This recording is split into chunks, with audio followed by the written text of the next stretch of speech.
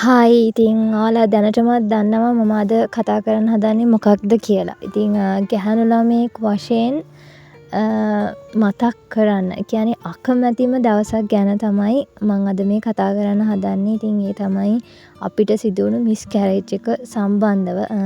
ඒක අඳුරු දෙයක් තමයි. ඒක අපි කතා කරන්න අකමැති දෙයක් තමයි. ඒ වුණාට මම හිතනවා මේ දේවල් ඔයාලත් එක්ක කතා කරන්න ඕන කියලා. මම දන්නවා ඔයාලා මේක අහනකොටත් හිතට අවුල් ඇති. හැබැයි ඉතින් අපිට ගැලපෙන්නේ නැති කෙනෙක් ආවොත් තමයි ඒ දේ වෙන්නේ. අපිට කියන්නේ අපි බලාපොරොත්තු අපිට උරුම කෙනා ආවොත් ආය ලේසියෙන් යන්නේ මොන දේ වුණත් කොහොම වුණත් මොන ප්‍රශ්නේ වුණත් එයා අපිත් එක්ක ඉන්නවා. ඉතින් මිස්කැරේජ් එකක් වුණොත් ඒ මොකක්ම හරි හේතුවක් ස්වභාවයෙන්ම ඒක අපිට ගැලපෙන්නේ නැත්නම් ඒ දේ අපෙන් අයින් කරනවා. ඒක තමයි ඇත්ත. ඒ නිසා ඔයගොල්ලෝ මුලින්ම හිත හදාගන්න අපේ ජීවිතයේ මේ දේ කොච්චර නරක දෙයක් වුණත් හැබැයි මේකෙන් එක දෙයක් ගැන හිතලා අපිට සතුටු වෙන්න පුළුවන්. ඒ තමයි අපිට ඕනම අවස්ථාවක අම්මා කෙනෙක් වෙන්න තියෙන සුදුසුකම අපිට තියෙනවා කියලා අපිට මේකෙන් දැනගන්න පුළුවන්. මගේ මිස්කැරේජ් එක වෙලාවේ මම සෑහෙන අවුල් ගියා. ඒක ඇත්ත. අපි ගැහැණු ළමයෙක් වශයෙන් මේ දේ ගොඩාක් දරා ගන්න අමාරුයි. ලොකුම හීනයනේ අපේ ජීවිතේ.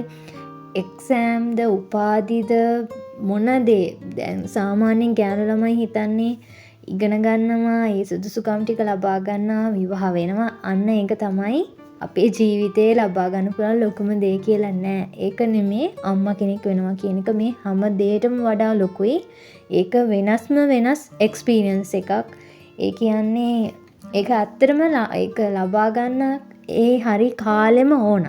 ඔය දෙන්නටම උඩුම දරු පැටිය එනකන් ඉතින් මේක ටිකක් ප්‍රමාද වෙන්න පුළුවන්. ඒ නිසා ඉතින් අපිට ලේසි නෑ. අපි කැපකිරීම ගොඩක් මේ වෙනුවෙන් කරන්න ඕන. කෑම බීම, අපි ඉන්න විදිය, අපි හිතන සිතුවිලි මේ හැමදේම අපි පරිස්සම් කරගන්න ඕන. ඒක කැපකිරීම කරන්න ඕන. මගේ මිස්කැරේජ් එක වුණ දවසේ මමත් ගොඩාක් ෂොක් වුණා. නමුත් මම තනියම හිත හදාගත්තා. මම දැන් මට අම්මා කෙනෙක් වෙන්න පුළුවන් කියන ඒ සුදුසුකමවත් දැන් දන්නවා. දැන් මේ දරු පැටිය මගෙන් ගියා. නමුත් මම දැන් මේක ගැනම හිත ඉඳලා හරියන්නේ නැහැ. මම කොහොම හරි අම්මා කෙනෙක් ආයෙත් වෙනවා කියලා. ඉතින් ඒ අදිෂ්ඨානය ඔයාලත් හැමදාටම තියාගන්න. හැම වෙලේම තියාගන්න. ඒ හීනය කොහොම හරි හැබෑ කරගන්නවා කියලා. ඔයාලට පුළුවන්. අපිට අම්මා කෙනෙක් වෙන්න පුළුවන්. ඉතින් මගේ මිස්කැරේජ් එකෙන් පස්සේ මම මේ දේවල් ගොඩාක් හොයලා බැලුවා. මම මුලින් එහෙම තේරුමක් තිබුණේ නැහැ මිස්කැරේජ් කියන සම්බන්ධව. මම වීඩියෝස්වත් අහන්නවත් කැමති වුණේ නැහැ.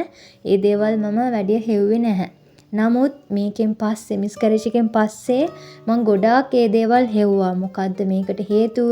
මේ වෙනුවෙන් මොන හරි කරන්න පුළුවන් දේවල් තියෙනවද? කොහොමද මගේ ශරීරය මේකට සූදානම් කරගන්නේ?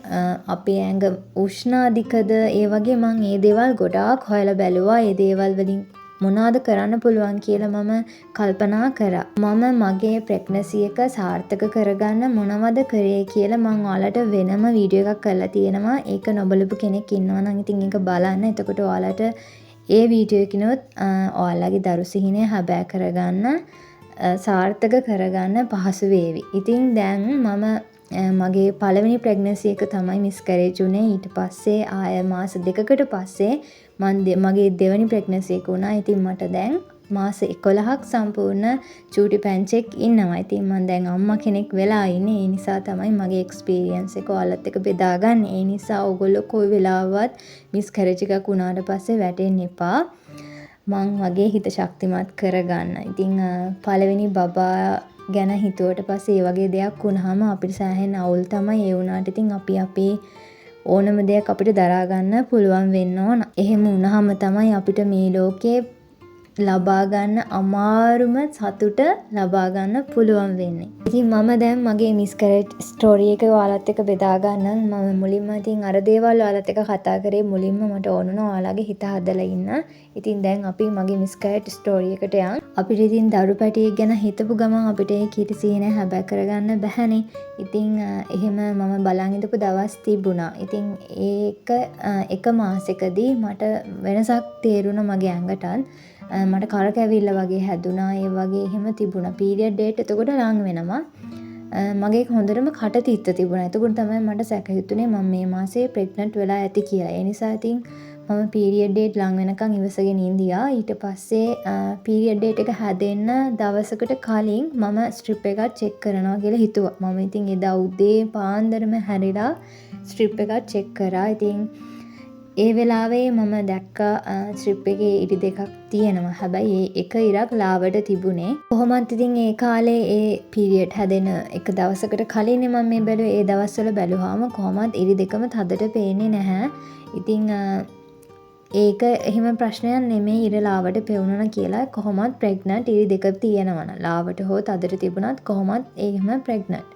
ඉතින් මම ස්ට්‍රිප් එක පොසිටිව් කියලා දැක්කට පස්සේ ගොඩාක් සතුටු වුණා. ඒ වෙලෙම උදේ පාන්දර හස්බන්ඩ්වත් හැරවලා එයාටත් කියලා ඊට පස්සේ දවල් වෙනකන් ඉඳලා අම්මා හස්බන්ඩ්ගේ අම්මලාට මගේ අම්මලාට හැමෝටම කියලා. ඉතින් ඒගොල්ලෝ සතුටු වෙලා ඔහොම දවස් ටිකක් ගියා. එතකොට මට සති 4ක් වගේනේ. ඉතින් දවස් ඉවසගෙන ඉඳියා කොහොම හරි පරිස්සම් වුණා. පුළුවන් තරම් පරිස්සම් වුණා. මම කියන්නේ ඇවිදින්නත් බය. මම හිමින් ඇවිදින්නේ ටිකක් පොඩ්ඩක්වත් හයියෙන් ඇවිද්දෙන්නේ නැහැ. ඒ තරම් පරිස්සම් වුණා. ප්‍රෙග්නන්ට් කියලා දැනගත්තට පස්සේ අපි මිඩ්වයිෆ්ට කියන්න ඕනනේ. ඉතින් මම හරියටම සති 4 පැනනට පස්සේ සති 5ක් වුණාම සති 5 වුණ දවසේ මට දැන් ඉවසිල්ලකුත් නැහැ මිඩ්වයිෆ්ට කෝල් කරනකම්. ඉතින් මම මිඩ්වයිෆ්ට කෝල් කරා සති 5 සම්පූර්ණ වුණාට පස්සේ. ඊට පස්සේ මිඩ්වයිෆ්ට කෝල් කරපු ගමන් මිඩ්වයිෆ් ඇහුවේ සති කීයද දැන් අම්මා ඔයාට කියලා. එතකොට ඉතින් මම කිව්වා දැන් මට සති 5යි කියලා. ඊට පස්සේ මිස් කිව්වා මම දැන් ලබන සතියේ වගේ ඉන්නම්. එතකොට ඔයාට සති 6ක් විතර වෙලා ඇතිනේ කියලා. ඉතින් මිස්ලාත් දන්නවනේ ඉතින් මේ වගේ දේවල් මිස්කරේජ් වෙන්න පුළුවන් කියලා. ඒගොල්ලන්ට ඉතින් ඒ වගේ දේවල් නෝමල්. ඉතින් මට මිස් කිව්වා එයා සතියකින් එන්නම්. එතකොට ඔයාට සති 6ක් විතරත් වෙලානේ එහෙම කියලා. ඉතින් ඊට පස්සේ මිස්ට කෝල් කරලා ඒ දවසට පස්සේ දවසේම මට මිස්කරේජ් එක වුණා. හිතුවේවත් නැති වෙලාවක තමයි ඉතින් මිස්කරේජ් එක වුණේ. මම ඇඟිලි ගැන ඉඳී සති 6 වෙනකන් කාඩ් එකක් ලියලා ඒ දේවල් ඉතින් සතුට බෙදා ගන්න. මම මිස්කරේජ් එක වුණා කියලා දැනගත්තේ සති 5යි දවසෙන්. මට තේරුණා මට බ්ලීඩ් වෙනවා කියලා. මුලින්ම ඒ බ්ලීඩ් වෙන පාට ගොඩාක් තද දුඹුරු පාටක්.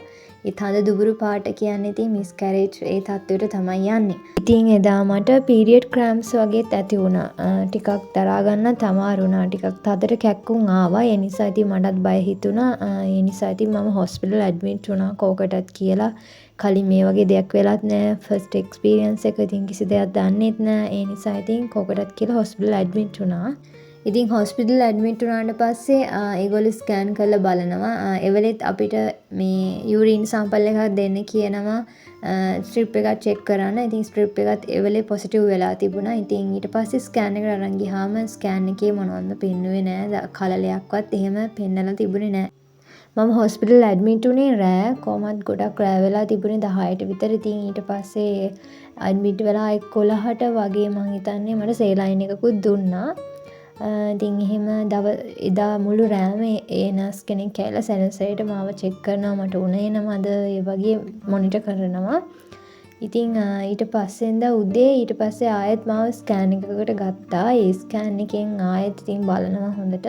ගොඩාක් මේ ස්කෑන් එකෙන් කොහොමද බලන්නේ ගර්භාෂය තුලද ගර්භාෂය පිටතද තියෙන්නේ කලලය කියලා. ඉතින් එහෙම කලලයක් පෙන්නන්නේ නැත්තම් තව ඉතින් බලනවා ඒ කොටස් මොන හරි ඉතුරු වෙලා තියෙනවද වොෂ් කරන්න ඕනද ඒ වගේ ඉතින් ඒ ස්කෑන් වලින් බලනවා. ඉතින් ඊට පස්සේ මගේ එහෙම මොනවත් ප්‍රශ්න තිබුණ නැති නිසා මාව ඊට පස්සේ දැන් ඇඩ්මිට් වුණ දවසට පස්සේ දවසේ දවල් මගේ ටිකට් කැපුවා. සති 5න් මිස්කරේජ් එකක් වුණොත් එච්චරම ගැටලුවක් නෑ. හැබැයි සති 6න් පස්සේ මිස්කරේජ් එකක් වුණොත් නම් ටිකක් ප්‍රශ්නයක්. මොකද සති 6න් සාමාන්‍යයෙන් බබාගේ හાર્ට් බීට් එක පවා පෙන්නනවා. ඉතින් ඒ කාලෙදී හදිස්සියවත් මිස්කරේජ් එකක් වුණොත් ගොඩාක් දුරට වොෂ් කරන්න වෙනවා. ඉතින් ඒ නිසා ඉතින් ඕගොල්ලෝ හදිස්සියවත් ඒ වගේ මිස්කරේජ් එකක් ඇති වුණොත් අනිවාර්යයෙන්ම හොස්පිටල් ඇඩ්මිට් වෙන්න. ගෙදර නම් ඉන්න එපා. මොකද ප්‍රශ්න දුර දිගේ යන්න පුළුවන්. සාමාන්‍යයෙන් සති 5න් මිස්කරේජ් එකක් වෙනවා නම් ඒක එච්චරම ගැටලුවක් නැහැ. වොෂ් කරන්න ඒ වගේ ඒ තත්වයකට යනවා ඉඩකඩ අඩුයි.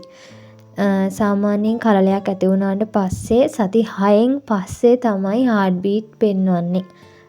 හાર્ට් බීට් වැඩ කරනවා කියලා ස්කෑන් වලට පෙන්වන්නේ සති 6න් පස්සේ. ඒකනේ සති 6ත් 8ත් අතර වගේ බලන්නේ හાર્ට් බීට් වැඩ කරන එක බලන්නේ ඒ කාලය අතරතුරනේ. ඉතින් ඒ හાર્ට් බීට් වැඩ කරන්නේ නැත්තම් ඒ කලලය ඇත්තටම අයින් කරනවා. ඒ වගේ සිටුේෂන් ඒ වෙච්ච දේවල් අපි අම්මලාගෙන් ඕන තරම් අහනවා දකිනවා තියෙනවනේ. ඒ නිසා ඉතින් 6න් පස්සේ මිස්කැරේජ් එකක් වුණොත් අනිවාර්යයෙන්ම හොස්පිටල් ඇඩ්මිට් වෙන්න. මොකද සම්පූර්ණයෙන්ම කලලය අපේ කුසෙන් අයින් වෙලා යනවා ඉඩකඩ අඩුයි. ඒ නිසා තමයි හොස්පිටල් ඇඩ්මිට් වෙන්න කියන්නේ. ගොඩක් දුරට වොෂ් කරන්න වෙනවා එතකොට.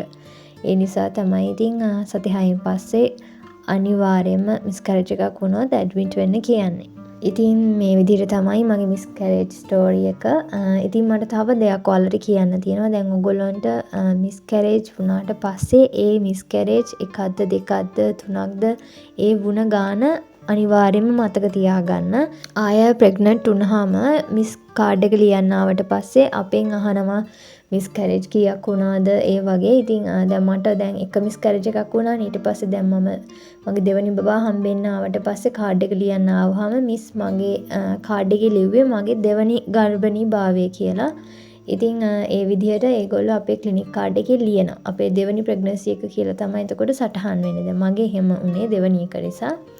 ඒ නිසා අනිවාර්යයෙන්ම මිස්කැරේජ් වුණොත් ඒ ගාන ඔයාලා මතක තියාගන්න. මම මේ දේ කිව්වේ ඔයගොල්ලෝ අනිවාර්යයෙන්ම මේක දැනගෙන ඉන්න ඕන දෙයක් නිසා. ඉතින් මම ප්‍රාර්ථනා කරනවා ඉතින් අය කවමදාවත් මේ වගේ දෙයක් ඔයාලට වෙන්න එපා කියලා. නමුත් අපි යථාර්ථයට මුහුණ දෙන්න ඕන. ඉතින් මේ දේවල් අපි දැනගෙන ඉන්න ඕන. අපි දන්නේ නැහැ මොන වෙලේ කොයි වෙලේ මොන දේ වෙයිද කියලා. ඉතින් අපි සූදානම්ව ඉන්න ඕන. ඉතින් මම කියන්නේ බලාපොරොත්තු නැති කරගන්න එපා. මිස්කැරේජ් එකක් වුණාට පස්සේ කියන්නේ නෝමලි මිස්කැරේජ් එක වෙලා ඊට පස්සේ වොෂ් කරේ නැත්තම් ඔයාට ආයෙත් මාසෙකින් පස්සේ දරුවෙක් ගැන හිතන්න පුළුවන්. හැබැයි වොෂ් කරොත් මාස 3ක් ඉන්න කියලා තමයි කියන්නේ. ඒ අතරතුර අපිට ෆෝලික් ඇසිඩ් ටැබ්ලට් එක ආයෙ කන්ටිනියු කරගෙන යන්න පුළුවන්. ඉතින් මිස්කැරේජ් ඉතින් හැමෝටම වෙන්න පුළුවන්.